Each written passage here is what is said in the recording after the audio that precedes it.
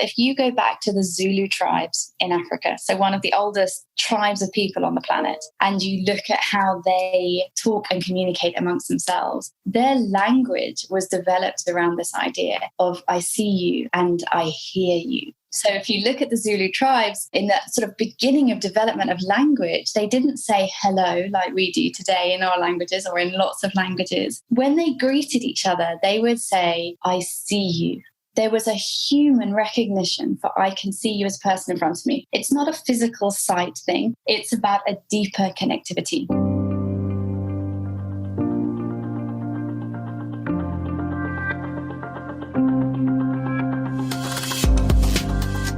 Hey everybody, I'm Lori Rudiman. Welcome to Punk Rock HR. Today's guest is author and podcaster Mimi Nicklin. She's the author of a book called Softening the Edge. It's all about empathy and how humanity's oldest leadership trait is changing our world. In today's conversation, we talk all about empathy, what it is, what it isn't, and how you actually put empathy in practice at work. Michelle Obama recently gave a speech and said that there's an empathy deficit among many people in power in America. And I'll tell you, I feel that in my bones, which is why I'm so excited to talk to Mimi today about something so primal, empathy, but yet so hard to achieve. If you wonder how seeing someone's perspective can help you be a better leader, well, sit tight, because here comes Mimi Nicklin. Hey, Mimi, welcome to the show. Hi, thank you so much for having me. Well, it's my pleasure. So before we get started, people come on Punk Rock HR because they have big ideas. Why don't you tell us what your big idea is? Yeah, I would love to. So, my big idea is to drive the conversation around empathy into the world. So I'm busy doing that every day, trying to encourage people to think a little bit more about how empathy could change our world just a little bit. Well, that's pretty big. I think a lot of people have heard the word empathy. They may think they know what it is, but do you have a working definition that you like? Yeah, look, I think for me, the simplest way to understand empathy is to think about perspective taking, because fundamentally that's what empathy is. It's about being able to take the perspective of others, to stand in their shoes, or to see the world from their own perspective. So yeah. I like it. I like it. So one of the things that really drove me to your work is that you believe there's an empathy deficit in the world. So can you talk to me a little bit about that? Because I agree, but that's because I think people are terrible. So I don't know if we could ever overcome that empathy deficit because people are miserable. I don't know. What do you think? Yeah, listen, I don't think people are terrible, but I definitely think that there's an empathy deficit in the world. And in fact, it's not just me that thinks that. That's what the data shows. So we've seen 30 years of declining empathy levels all around the world. So this is something that has been recorded and has been going on for 3 decades. In fact, the first person to talk about the empathy deficit was President Obama all the way back in 2006. But very little conversation has happened since then. And yeah, the levels keep on going down. So it's not just my opinion, it's something that people have recorded, and we're seeing it in all kinds of areas of society. Well, I definitely feel like there's an empathy deficit in the world of work, whether you're a leader and you lack perspective on what your workforce is going through, or you're a worker and you're just so consumed with your own perspective that you're not open to understanding what's happening with others. We really lack empathy. So I just want to check in with you because that's how I feel. I want to make sure the data supports that. But also, now that we know that, what do we do with it? Yeah, absolutely. You're right. The data does support it. We have all kinds of issues from a work point of view, whether that's high absenteeism, low morale, low levels of loyalty, even improved or lack of performance, depending on which way around you look at that equation. So yes, there's lots of data that shows that we have organizations that are low on empathy, and that when we improve those empathy levels or improve emotional intelligence in the workplace, we see lots of positive measures. So again, it's not just me saying that empathy is a great thing. There's all kinds of research and data out there that proves that it is as well. So we're totally in agreement. And what can we do about it? Well, for a start, we can start talking about it and start training it. The great thing about empathy is it's quite contagious. So if you start to be more empathetic, if you're a leader, if you're a team leader, or even just someone in a team, if you start to use empathy more, what you'll find is that the people around you do it too, because it's something that we mirror quite naturally as human beings. So simply the discussion about increasing empathy, the discussion about being more empathetic will indeed lead us to have more empathetic relationships and a society around us. Well, that's really interesting. So let's say I'm a listener of Punk Rock HR and I really feel as if I have plenty of empathy, but my senior leadership team lacks it or the people around me lack it. Where do I get started? It's almost like a chicken and an egg thing, right? I mean, sure, it could start with me, but if I feel like I'm operating on all full cylinders, where do I go to add more empathy in the world? The great thing is, or perhaps the confidence building thing is, and I touched on this just now, is the reality is that empathy is something that is built into our brain, right? So there is a preconception that some people are born with more or less empathy, which is not actually true. Some people choose to use it more or less, but we're all born with the same amount of empathy. It's something that's been built into our brains sort of for hundreds of thousands of years as we've evolved.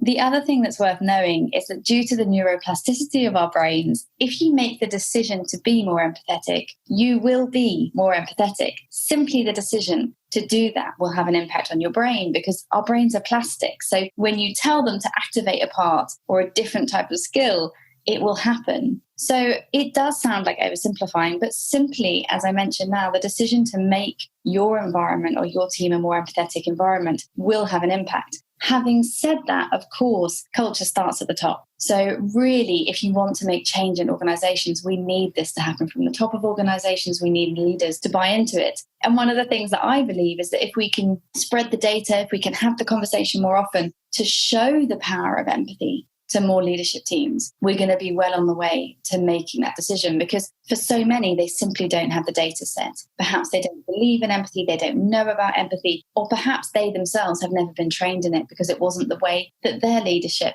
taught them. So yes, so I think there's definitely a need for conversation and for training in order to make that change. Well, let's talk a little bit about that because we have traditional leadership where it's top-down, hierarchical, very paternalistic, and it's kind of like, well, if we like you, you get a paycheck and you should be grateful you got a paycheck. And that's the way the world works. And we've now seen a shift in the way we've hopefully managed people, or we're shifting in a more active way to a more modern style of leadership where we're trying to coach, we're trying to enable and mentor. So if I wanted to implement empathy training in my organization, what does that even look like?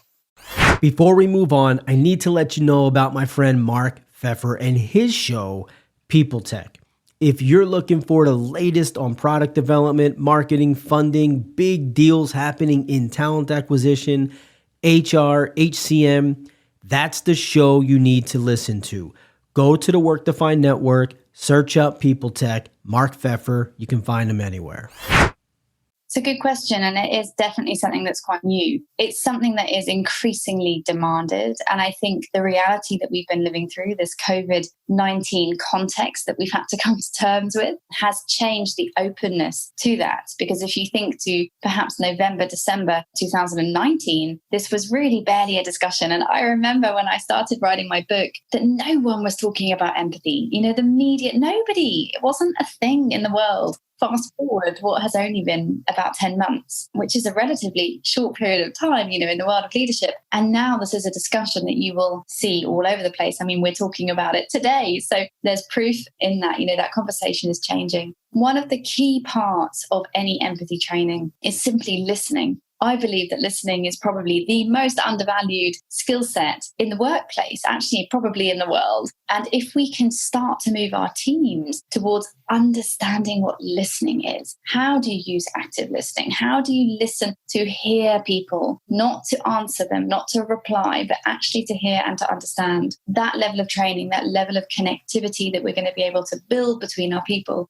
is going to be a really great step in the right direction. Well, I often feel like listening is this one big bucketed answer for all of society's problems, whether it's training on unconscious bias or racism or beating back our different biases in the workplace. We start with listening. And you touched on this, that listening is a way to kind of unlock conversations and perspectives. But can you dive a little bit deeper? Because sometimes I feel like we say listening is the answer and it just doesn't go very deep for a lot of people. So tell me, why is listening so important?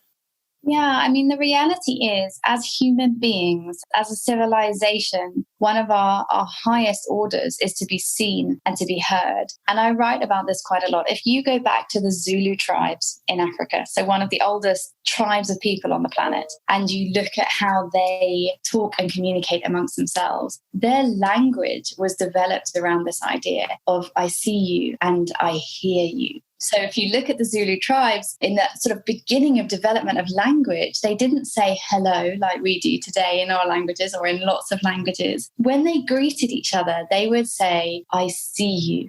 There was a human recognition for I can see you as a person in front of me. It's not a physical sight thing. It's about a deeper connectivity. And even if you look at children from a very young age, even infants and babies, that need to be recognized, the need to be heard, the need to be able to reflect yourself in the faces of others and know that you are understood is what we're really talking about. So yes, there's listening and lots of discussions now. And again, I think this is a conversation that has shot up due to all of the realities of 2020. But there is an extremely deep need as human beings to be seen and to be heard. It's how we recognize that we exist. This is about actually a reflection of our entire being in our group, in our society, in our place in community. So you're right. It's thrown around a lot. It's talked about a lot, but it definitely works. You will notice that if you can lean in, actually physically make eye contact, hear people when they talk to you, repeat back to them, okay, Laurie, what I'm hearing you say is this. You will notice entire changes in the way people communicate, the amount of information people give you. So it's subconscious, it's built into the brain, and we're very smart at knowing when people aren't listening. And that is a subconscious reality. If someone is not really paying attention, crossing their arms and kind of distracted, even if your conscious mind hasn't noticed, your subconscious has, and that changes how you behave. Gosh, that's so interesting. It makes me think about the one disagreement I've had with my best friend, actually two really good friends. We were out having dinner and a drink, and they were telling a story about someone, and I had not had a good feeling about this individual. I was trying to communicate it, and they were brushing off my feelings, and I screamed out, I just want to be heard.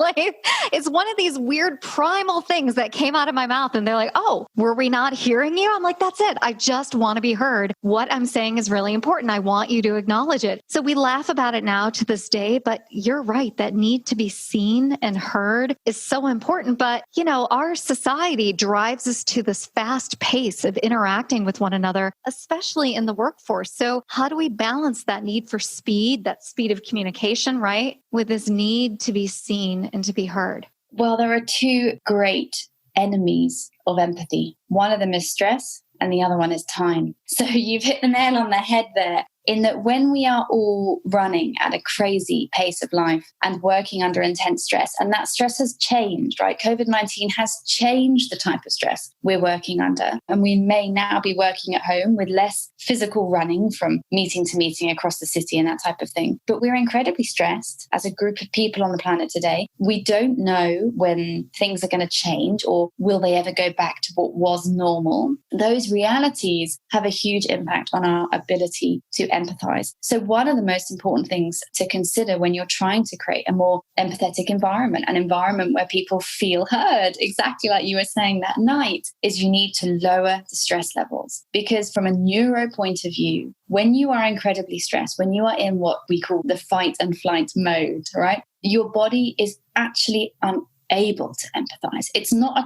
choice anymore. Your brain is prioritizing other areas of your body, other areas of importance, and emotional intelligence, or just the leverage of the prefrontal cortex, the part of your brain that's responsible for empathizing, is not available to you. So creating environments that are lower stress, I call this environment a parasympathetic environment. To create that environment, you're making an active decision to enable people to create more empathy. Because if people are incredibly stressed, it's a very cutthroat, hierarchical, autocratic environment. You're going to find it very hard to have that level of stress and strain and sort of formal engagement all the time, and at the same time say, I want to increase connectivity and empathy. So those things do go hand in hand. And as you mentioned, time is the other one. And as the world speeds up, And I don't just mean short term, I mean over the last, say, 2 decades, it has become harder because we're under such pressure to respond, to react all the time. We often miss what's right in front of us because we're not actually looking. We're on autopilot the whole time. That's so well said. And I'm thinking about the listener who's tuned into this podcast who really wants to demonstrate empathy and create a more empathetic culture in her organization. But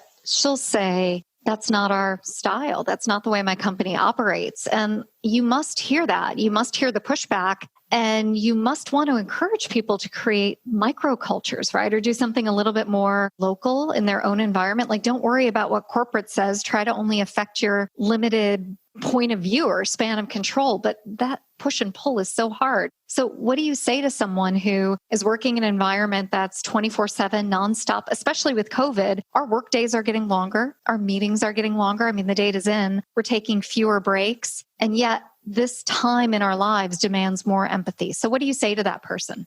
Hey everybody, Tim Sackett, host of HR Famous, a new podcast on the Work Defined Network. Am I famous? No, I'm HR famous. My wife says I'm a micro celebrity and 13 HR ladies around the world want their picture with me, which I think is funny. So, hey, what do we talk about on the pod? We talk about all the dumb stuff we do in HR in any given day, week, month, and we have fun with it, and we have some great guests. Come check us out. We're not famous. We're HR famous. I think I would say to that person, this is a decision that's in your control, right? So yes, you can't control your corporate culture, perhaps, especially if you're in a very large organization. You can't necessarily change your office hours or any of those things that you were just referencing. But as a human being, as a person on the planet, you can control the relationships you build in your, like you said, your microcosms, the people around you. I write a lot about a ripple effect, which for sure is not a unique term, but it's a perfect term to describe this. Because as I've mentioned, empathy is contagious. Empathy does ripple. You can win around all kinds of environment scenarios and people by turning on your empathy and by practicing and honing that skill. If you're in a really difficult environment, you go into a meeting, even if it's on Zoom, and the energy is very perhaps negative or just high stress, you will notice and you have to persevere. But if you lean in, if you improve your eye contact, if you smile, which is also neurologically proven to have an impact on our joy and how we feel physiologically, you will see that people come with you because empathy is a skill that we evolved to have. This is not something new. This is like super old knowledge. As people, we want to be happy. We want to connect. We want to be part of a group. So even if you're making small wins, perhaps you have a team of 5 people that you can impact, or perhaps you have a team of 2. If you can improve the empathy in that small microcosm, you can begin to make a change. And if you can talk about it with them and encourage them to have the same conversations, we have this amazing power to change the world, literally. And that's why I started writing about the corporate world, because we spend 5/7 of our week in that environment. And I think we forget that each of those people you impact in your job has a family and people that help that family and neighbors of that family. And if you can lead with empathy and encourage that in others, you can impact, plenty more people than perhaps the small maybe team that's physically in your organizational system. So it's a choice, Laurie, and it's something that I would love to think this conversation might inspire a few more people to think about. I think you're right. I hope it does. That's the point. When people have big ideas on the show, it's often interesting to hear the origin story. So I wonder why you're drawn to empathy. Like, why is this a thing for you in your life? You could have picked a million different interests, right? You could have been passionate about anything, but you're passionate about empathy. Why is that? Gosh, because you know what? There was 2 things that really happened in my life that made me go down this path. I think it's worth saying that I've always led with empathy ever since I was a very junior member of team. And now I run a global ad agency and have been in global agencies for a very long time. I always believed that I was leading with instinct and it was an instinctive decision, which is true. It is. A lot of empathy is instinctive for some people. For others, they have to focus on it a little bit more. And in 2018, I was sitting with a business coach and I was talking about this instinct. And she said to me, Mimi, I want to stop you a minute. Are you sure this is instinct? Or are you talking about empathy? I was like, no, I'm not talking about empathy. I mean, I really hadn't thought about it. And what that particular question did was led me to go and start researching and looking into empathy, which has now been a 2.5-year journey. And in that journey, 2 things happened. The first was I found out that the World Health Organization data shows that the second biggest killer of our youth, so 16 to 24-year-olds, is suicide. Our children, our youth, are choosing not to live on our planet rather than to live here and thrive, right? A massive problem. The second thing that was really poignant for me, and clearly you can hear from my voice, I'm not an American, I don't live in America, but I learned when I was doing some research around empathy and violence and, the impact of empathy on societies, that in the United States, when children turn 3 or 4 years old, they often go through training in their school system, which teaches them how to avoid gun crime in schools. And one of those lessons that I read about was that they would teach these children to sit on a cubicle in a bathroom and lift up their feet so that if a gunman came into their school, he or she wouldn't know that there was a child in that stall, in that bathroom stall. And for me, as a mother of a 3-year-old, that was a really chilling moment. And there is no judgment in this story at all. It was like a guttural response as a mother, that if I have to ever explain that to my little girl who is 3, how would I do that? How would I explain to her that there are environments in the world that are so empathyless, that are so tough to understand, that adults, people she today as a little girl trusts and looks up to, might do something terrible to her? And of course, there are many examples of that type of behavioral lesson that children are learning all over the world. This is not an American thing. It was just that I read research around that. So when you put together that World Health Organization data around suicide, and we are now seeing, not just in youth, we're seeing the highest suicide levels for the last 50 years. We have 334 million people, and that was prior to COVID, people with depression. The World Health Organization has now claimed burnout as a formal and official illness that is plaguing the society. And you look at the cost to our governments of stress-related illnesses. When you put those things together, for me, I just have to do something. I feel that all of us have to wake up in the morning with something that drives us to make a change. And for me, those pieces of data, when you bring them back into the corporate world, as I said, you realize we are not powerless to make change. As corporates, as people who work in business, we can do it. We can make a change because we have access to humanity, to our own teams, our suppliers, our clients, our networks. And for me, I wake up every day and think that if I can have one conversation today and inspire one person to perhaps think differently, then it's worth carrying on with that conversation. And luckily, every day for the last 6 months, that's happened. So I'm carrying on in leading that conversation. Well, that's pretty terrific. I mean, what a moving way to describe why you do what you do. As we start to wrap up the conversation, could you tell us how you do it? So what are some of the things you offer out there in terms of tools, tips, and resources to help us get a little bit smarter about the world of empathy?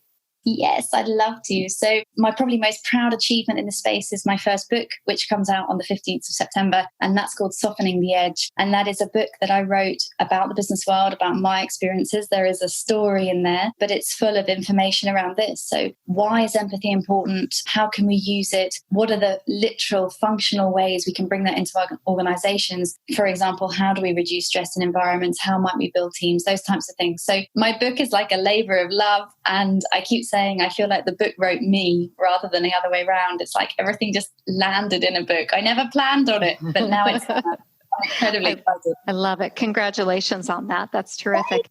And if people want to learn more about you, the book, where should we send them? What's the best place to go? So you can find me online at miminicklin.com. I have a breakfast show weekly called Empathy for Breakfast, which is on my Facebook and my YouTube, which continues the conversation, and also a podcast called Secrets of the Gap, which is on all podcast platforms. And yeah, if you find me on any of those, you'll find the conversation on empathy is alive and kicking. Oh, that's amazing. Well, thanks so much for sharing a little bit of your perspective and your big idea with us today. It's been great to have you as a guest. I am so honored to be here. Thank you very much for having me. Hey, everybody. I hope you enjoyed my conversation with Mimi Nicklin. For more information and a PDF takeaway with all of the tips and ideas from this conversation, head on over to lorirudiman.com/punkrochr-124. This episode of Punk Rock HR was produced by Danny Osmond and his team at Emerald City Production. Now, that's all for today, and I hope you enjoyed the podcast. We'll see you next time on Punk Rock HR.